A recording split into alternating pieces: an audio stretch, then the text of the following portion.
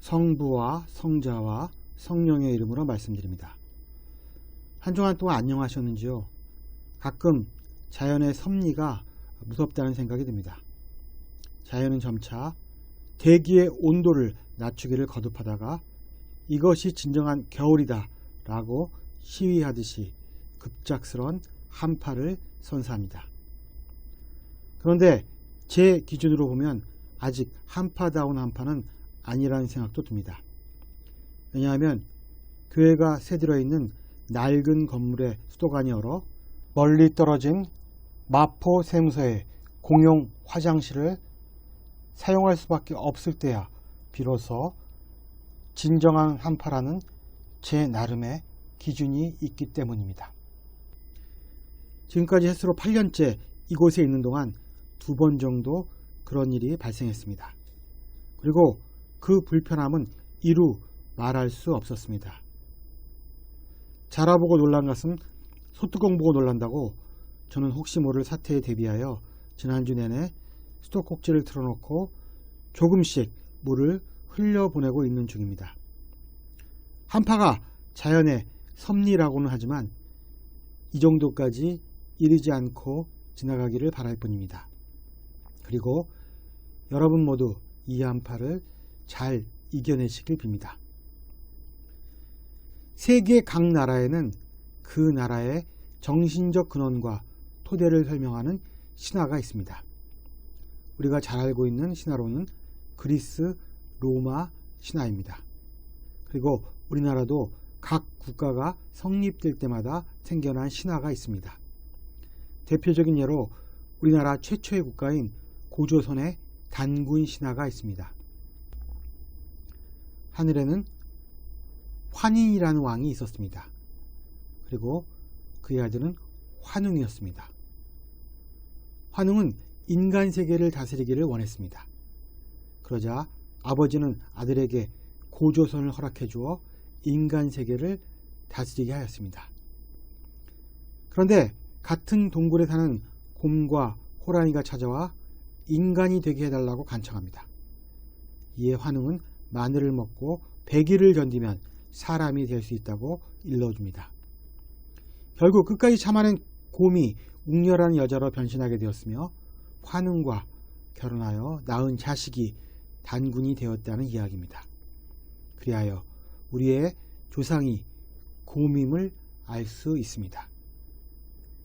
그러나 우리는 이것을 하나의 신화로 받아들일 뿐 역사적 사실로 받아들이지 않습니다. 이 신화를 역사적 배경을 첨가하여 이해해보자면 신과 같은 엄청난 능력을 가진 통치자가 있어서 큰 지배력을 떨치고 있었는데 마침 곰을 숭배하는 부족과 연합하여 고조선을 세우게 됐다는 이야기입니다. 우리는 신화가 사실이 아니라 비유적인 이야기임을 알고 있으며 그 비유가 인간의 본질과 심리를 이해하는 데 큰 도움을 주기에 여전히 생명력을 가지고 있음도 알 수 있습니다. 예수 그리스도의 족보라고 일컬어지는 마태복음 1장부터 오늘 복음인 동정녀 마리아의 예수 탄생 이야기, 그리고 동방박사의 방문과 예수님의 이집트 피난, 아기들의 학살과 예수님의 나자렛 귀환 등 예수님의 집안 내력과 탄생 이야기는 신화의 원칙을 충실히 따르고 있습니다. 예수 그리스도의 족보에서 예수님 탄생까지의 사건이 말하고자 하는 바는 예수님이 인간적으로는 믿음의 조상이 되는 아브라함과 위대한 왕인 다윗 등 이스라엘의 명문 가문 출신이라는 것입니다. 그러나 그렇다고 해서 예수께서 정말로 그들의 피를 이어받았을까요? 그것도 아닌 것이 예수님이 요셉으로부터 난 자식이 아니라 성령으로 잉태되어 태어난 분이라고 밝혀 피줄러는 유의 조상들과 아무런 관련이 없다고 했기 때문입니다. 좀 더 나아가자면 이 동정녀 잉태설화는 당시 이집트와 그리스 등에서 위대한 인물의 탄생의 신화에 많이 차용된 패턴이라고 할 할 수 있습니다. 로마의 초대 황제 아우구스투스를 비롯하여 각 나라의 신하를 합치면 무려 500명 이상이 동정녀로부터 출생했다는 기록도 있습니다. 우리가 알고 있는 사실은, 과학적 사실은 이 지구상에 누구도 남녀의 결합이 없이 여자로부터 태어난 사람은 없다는 것입니다. 이것이 바로 자연의 섭리요, 인간의 이성이 이룩한 과학이 허락하는 한계인 것입니다. 그리고 이러한 인간의 탄생은 하나님이 자연과 인간에게 허락한 일반 섭리의 범주를 벗어날 수 없습니다. 그렇다면 오늘 동정녀 탄생이 의미하는 바는 무엇일까요? 오늘 복음은 단군 신화에서 보듯이 위대한 업적을 이룬 사람을 후세의 사람들이 평범한 사람들과 구분하여 말하고자 할 때 쓰는 하나의 문학적인 수사이자 비유법이라는 것입니다. 결국 우리가 동정녀 탄생이 사실인가 아닌가를 밝혀내는데 힘을 쏟기보다는 이 이야기를 통해 성서는 어떤 책이고 또 믿음은 무엇이냐라는 질문을 던지는 것이 더 현명하다는 것입니다.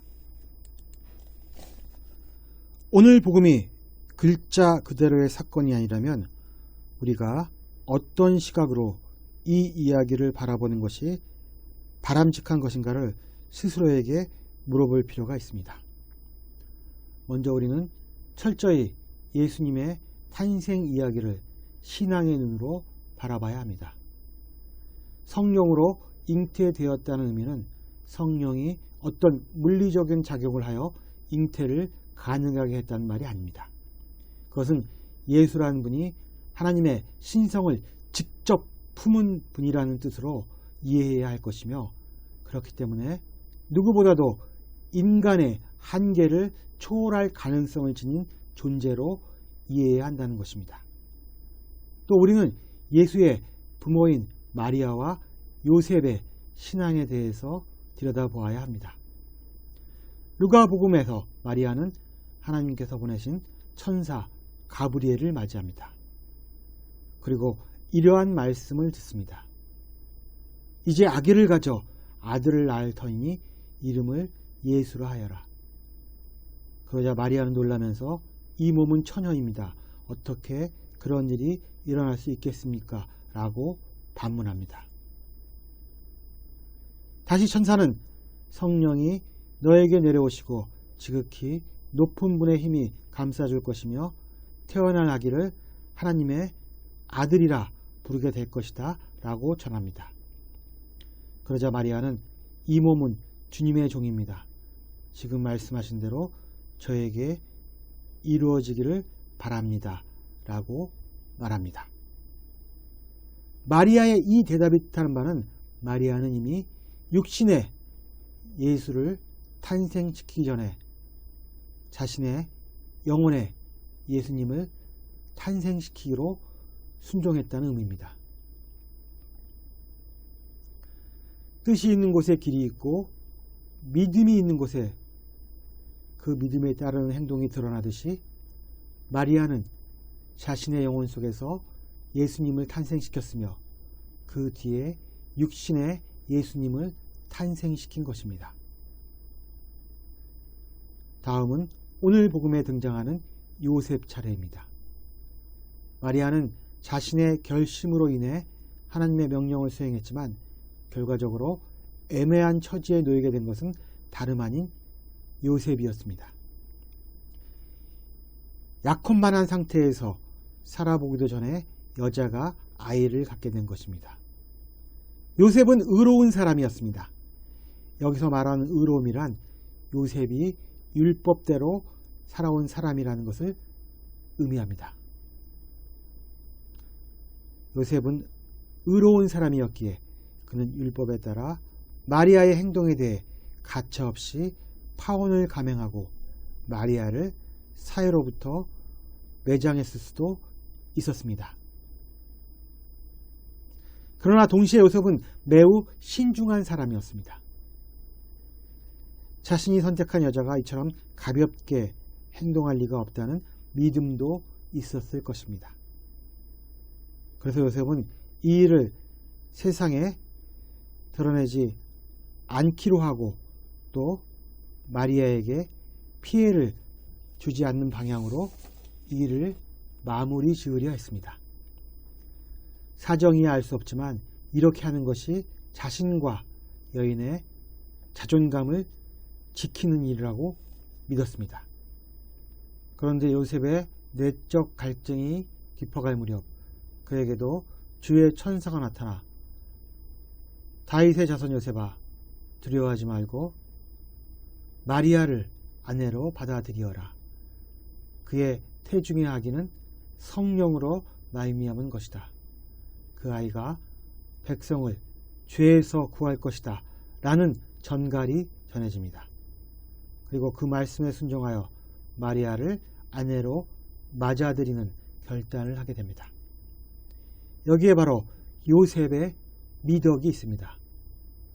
이 순종의 미덕으로 인해 요셉으로 하여금 인류 구원의 장이라는 영국에서 예수라는 주인공과 마리아라는 조연을 뒷바라지하는 삶을 선택하게 된 것입니다. 하나님과 천사 그리고 마리아와 요셉의 협력이 없었다면 이처럼 서로 힘을 합쳐 선을 이루려는 믿음과 순종이 없었다면 우리의 임마누엘 예수는 세상에 나오지 못했을 것입니다. 이 두 사람은 하나님을 따르는데 가장 큰 신앙의 덕목이 순종임을 몸소 보여주었으며 이로 인해 비로소 하느님으로부터 예수님 육친의 부모로서의 자격을 얻게 된 것입니다. 그리고 이들은 예수께서 공생애에 나서기 전까지 든든한 울타리 역할을 감당했습니다. 우리가 마리아처럼 우리의 영혼에 예수님을 탄생시키려면 또 요셉처럼 무대의 주인공이 아니어도 좋다는 결심이 서려면 순종이 있어야만 합니다. 중세의 영성가 에크하르트는 순종에 대해 이렇게 말했습니다. 참되고 완전한 순종은 모든 덕 중에서 가장 뛰어난 덕이다. 내가 나를 위하여 선택하지 않은 곳에서 하느님은 나를 위해 선택하신다. 우리가 이처럼 순종할 때 하나님께서도 편안한 마음으로 예수님을 우리 곁에 두실 수 있습니다. 요셉과 마리아를 통해 순종이 우리가 하나님을 쫓는데 가장 필요한 준비임을 깨닫는 저와 여러분이 되기를 주님의 이름으로 기원합니다. 성부와 성자와 성령의 이름으로 말씀드렸습니다. 아멘.